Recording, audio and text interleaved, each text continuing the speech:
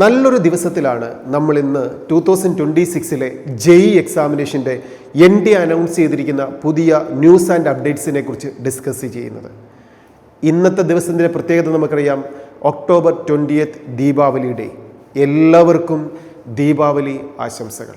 2026 നല്ല പ്രകാശം നിറഞ്ഞ നമ്മുടെ ജീവിതത്തിലെ ഒരു നല്ല ഇയറാക്കി മാറ്റാൻ ആ 2026 എക്സാമിനേഷനിലൂടെ അടുത്ത നമ്മുടെ ജീവിതകാലം മുഴുവൻ നല്ലൊരു പ്രൊഫഷനിലേക്ക്, നല്ലൊരു ജോബിലേക്ക്, നല്ലൊരു ഡെസിഗ്നേഷനിലേക്ക് നമ്മുടെ മക്കൾ എത്തിച്ചേരുവാൻ നമ്മൾ NDA അനൗൺസ് ചെയ്തിരിക്കുന്ന എഞ്ചിനീയറിംഗ് സെക്ടറിലെ ഏറ്റവും പ്രാധാന്യമുള്ള എക്സാമിനേഷനായ ജെഇ മെയിൻസ് ആൻഡ് അഡ്വാൻസ് എക്സാമിനേഷൻ്റെ നോട്ടിഫിക്കേഷൻസ് ആണ് നമ്മൾ ഇന്ന് ഡിസ്കസ് ചെയ്യുന്നത്.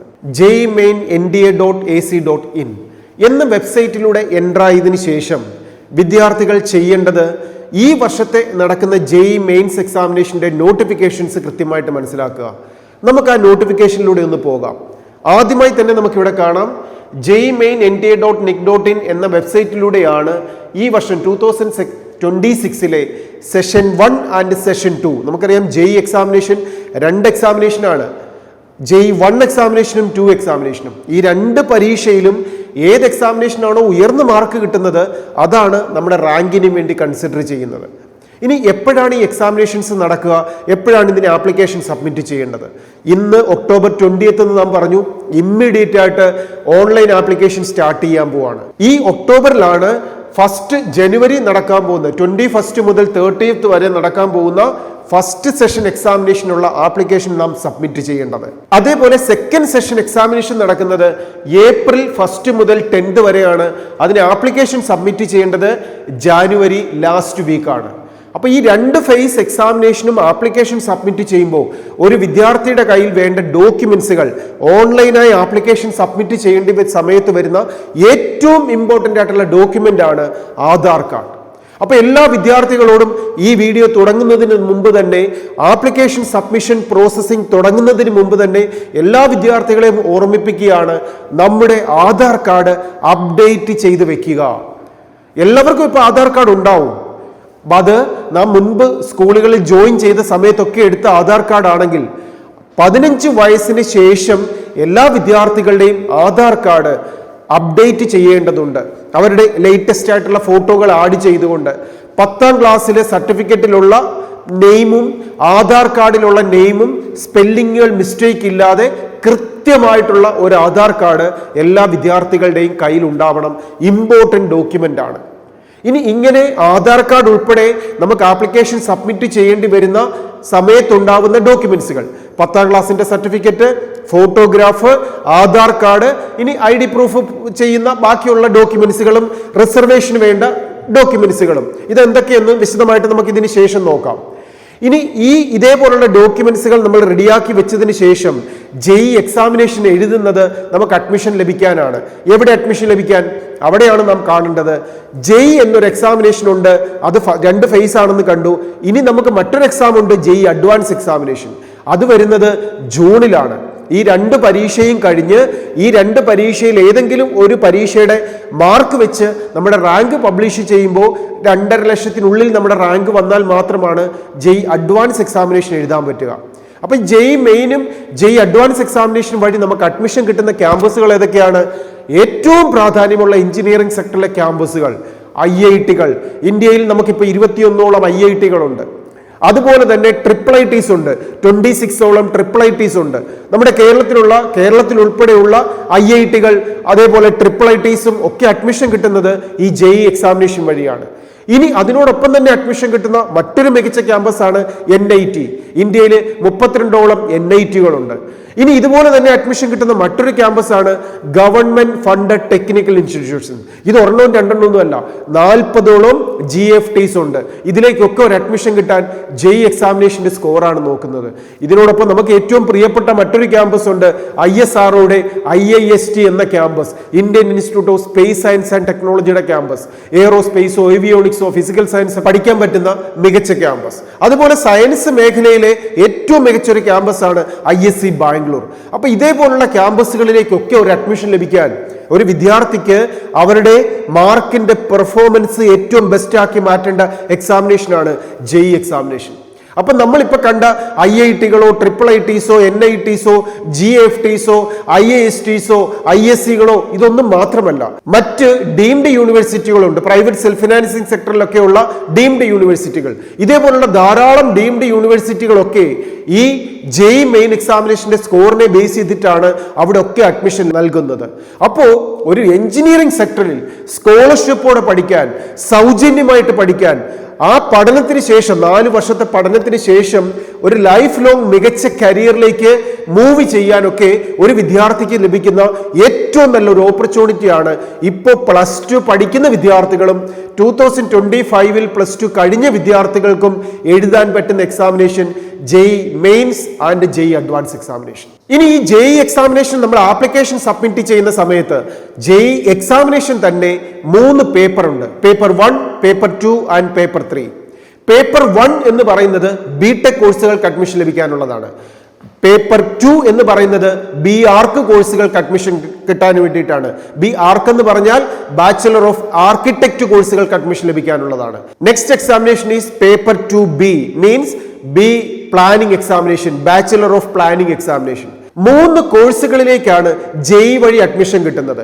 ഈ JEE എക്സാമിനേഷൻ തന്നെ 3 എക്സാമിനേഷൻ ആണെന്ന് നമ്മൾ കണ്ടു. Paper 1, paper 2A, paper 2B.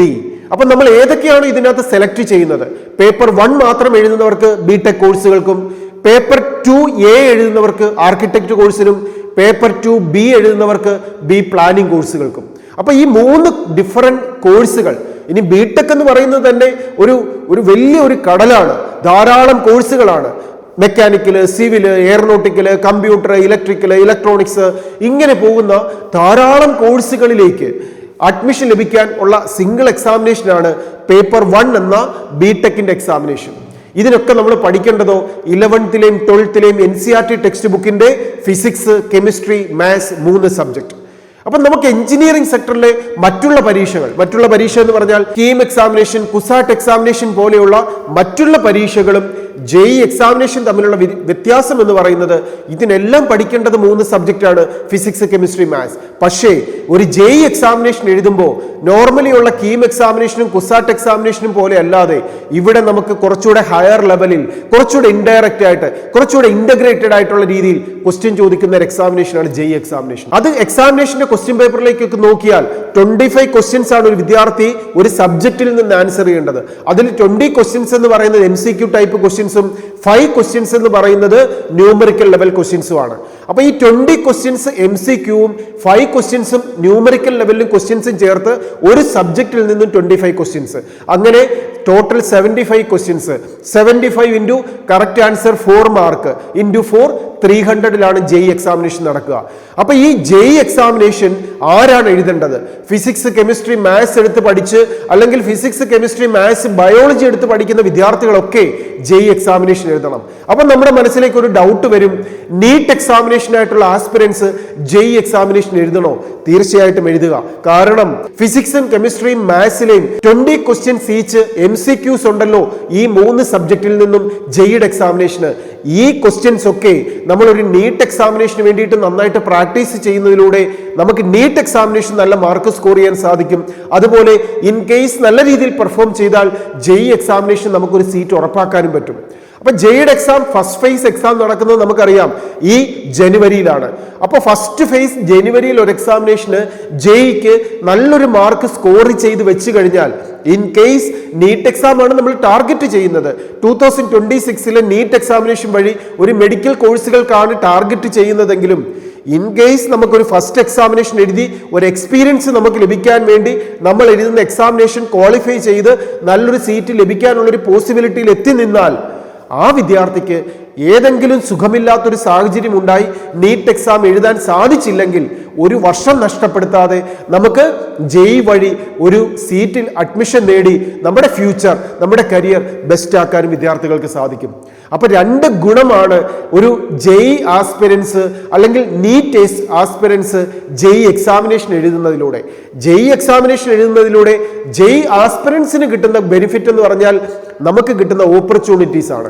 NEET ആസ്പിരൻസിന് കിട്ടുന്നത് നമ്മുടെ മുമ്പിൽ ഒരു JEE എന്ന പരീക്ഷയിലൂടെ ഒരു കോഴ്സിന് അഡ്മിഷൻ കിട്ടാനുള്ള സാധ്യതയും അതിനോടൊപ്പം ജെഇ എക്സാമിനേഷൻ എഴുതുന്നതിലൂടെ നീറ്റിന് കിട്ടുന്ന ഒരു എക്സ്പീരിയൻസും 23ഓളം IITകളിലൂടെ ഇന്ത്യ മുഴുവനുള്ള 18,000-ലധികം സീറ്റുകൾ, അതുപോലെ ജെഇയുടെ എക്സാമിനേഷൻ വഴി അഡ്മിഷൻ കൊടുക്കുന്ന IITസിന്റെയും NITസിന്റെയും ഗവൺമെന്റ് ഫണ്ട് ടെക്നിക്കൽ ഇൻസ്റ്റിറ്റ്യൂഷൻസിന്റെ എല്ലാം കൂടെ ചേർത്ത് നോക്കിക്കഴിഞ്ഞാൽ അറൗണ്ട് ഒരു 45,000-ലധികം മറ്റുള്ള സീറ്റുകളും ഒക്കെ ചേർക്കുമ്പോൾ ഒരു 10,60,000 സീറ്റുകളിലേക്കുള്ള സാധ്യതകളാണ് ഒരു വിദ്യാർത്ഥിയുടെ മുമ്പിലേക്ക് തുറക്കപ്പെടുന്നത്. അപ്പൊ ഇത്രയധികം സീറ്റുകൾ ഒരു വിദ്യാർത്ഥിയുടെ മുമ്പിലേക്ക് ജെഇ ഓപ്പൺ ചെയ്യുമ്പോൾ എന്നെ കൊണ്ട് ഇത് സാധിക്കുമോ എന്ന് ചിന്തിക്കേണ്ട കാര്യമുണ്ടോ? ഒരിക്കലുമില്ല. നമ്മൾ പരിശ്രമിക്കണം. പരിശ്രമിച്ചാൽ മാത്രം പോരാ, നമ്മുടെ പരിശ്രമം മികച്ചതായി മാറാൻ ഏറ്റവും നല്ല സപ്പോർട്ടും കെയറും തരുന്ന ഒരു സിസ്റ്റത്തിന്റെ ഭാഗം നാം ആകുകയും ചെയ്യണം. അവിടെയാണ് ആൽഫ അക്കാഡമിയുടെ കോഴ്സുകളെ കുറിച്ചും നിങ്ങൾക്ക് മനസ്സിലാക്കാം. ഓൺലൈൻ ട്രെയിനിങ്ങിലോ ഓൺലൈനായിട്ടോ ഓഫ്ലൈനായിട്ടോ പഠിക്കുന്ന ഏറ്റവും മികച്ച ട്രെയിനിങ് 25 ഇയേഴ്സായി വിദ്യാർത്ഥികൾക്ക് പ്രൊവൈഡ് ചെയ്യുന്നു. ധാരാളം വിദ്യാർത്ഥികളൊന്നുമില്ല. നിങ്ങൾ ഒരു വിദ്യാർത്ഥിയാണെങ്കിലും, നിങ്ങൾ ഒരാളാണെങ്കിലും, 100 പേരാണെങ്കിലും പേഴ്സണൽ അറ്റൻഷനോടെ പഠിപ്പിക്കുന്ന സിസ്റ്റമാണ് ആൽഫയുടേത്. അങ്ങനെ ഒരു സിസ്റ്റത്തോടൊപ്പം പാർട്ടായും നിങ്ങൾക്ക് പഠിക്കാം, വിജയത്തിലേക്ക് കുതിക്കാം. ഇപ്പോൾ +2 പഠിച്ചുകൊണ്ടിരിക്കുന്ന വിദ്യാർത്ഥികളോട് പ്രത്യേകം പറയേണ്ട ഒരു കാര്യമുണ്ട്. നമ്മുടെ മുമ്പിലേക്ക് വരുന്ന ജനുവരിയിൽ നടക്കുന്ന JEE examination.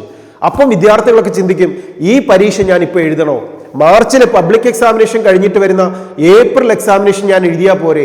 സ്കൂളിലത്തെ practical എക്സാമിനേഷനും model എക്സാമിനേഷനും public എക്സാമിനേഷനും വേണ്ടി പഠിക്കുന്നതിന് പകരം ഈ സമയത്ത് ജെഇ എന്ന് പറഞ്ഞിരുന്നാൽ ഇതെന്റെ ഒരു ഫോക്കസിങ് മാറിപ്പോവില്ലേ എന്നൊക്കെ ചിന്തിക്കുന്ന വിദ്യാർത്ഥികളോട് ഇതിനോടൊപ്പം ചേർത്ത് പറയാനുള്ളൊരു കാര്യം, മക്കളെ, ജെഇ എക്സാമിനേഷന്റെ ഫസ്റ്റ് സെക്ഷൻ എക്സാമിനേഷനായ ജനുവരിയിൽ എക്സാമിനേഷൻ ഒരു കാരണവശാലും സ്കിപ്പ് ചെയ്യരുത്. കാരണം ഫസ്റ്റ് എക്സാമിനേഷൻ നാം ഒന്ന് വിൻ ചെയ്ത് കഴിഞ്ഞാൽ സെക്കൻഡ് എഴുതേണ്ട കാര്യമില്ല. ഫസ്റ്റ് എക്സാമിനേഷൻ നാം ഒന്ന് വിൻ ചെയ്ത് കഴിഞ്ഞാൽ എന്ന് പറയുമ്പോൾ നമ്മുടെ മനസ്സിലേക്കുള്ള ഡൗട്ട് വന്നു, ഇത്രയും ടഫ് ഒരു എക്സാമിനേഷൻ എങ്ങനെ വിൻ ചെയ്യും? അവിടെയാണ് മനസ്സിലാക്കേണ്ടത്. ഫസ്റ്റ് സെക്ഷനും സെക്കൻഡ് സെഷനും കമ്പയർ ചെയ്താൽ എല്ലാ വർഷവും ഫസ്റ്റ് സെഷൻ എന്ന ജനുവരിയിൽ എക്സാമിനേഷനാണ് ഈസിയായി മാറുക. അപ്പൊ കോൺഫിഡൻസോടെ രണ്ടാമത്തെ ഒരു പരീക്ഷ എന്റെ മുമ്പിലുണ്ട് എന്നുള്ള ആത്മവിശ്വാസത്തോടെ, ആ കോൺഫിഡൻസോടെ നമുക്ക് എഴുതാൻ പറ്റുന്ന ഫസ്റ്റ് സെഷൻ ഒരു കാരണവശാലും മിസ് ചെയ്യരുത്. അതിനു വേണ്ടിയിട്ട് നിങ്ങളെ ഹെൽപ്പ് ചെയ്യാൻ ആൽഫ അക്കാഡമി ഉണ്ട്. ഓൺലൈനായിട്ടുള്ള ആപ്ലിക്കേഷൻ സബ്മിഷൻ തുടങ്ങുന്ന സമയത്ത് മുതൽ നിങ്ങൾക്ക് ആൽഫയിലേക്ക് വിളിക്കാം. നിങ്ങളെ സപ്പോർട്ട് ചെയ്യാൻ, ഗൈഡ് ചെയ്യാൻ, കെയർ ചെയ്യാൻ, വിജയത്തിലേക്ക് കൈപിടിച്ച് നടത്താൻ ആൽഫ അക്കാഡമി കൂടെയുണ്ട്. All the best.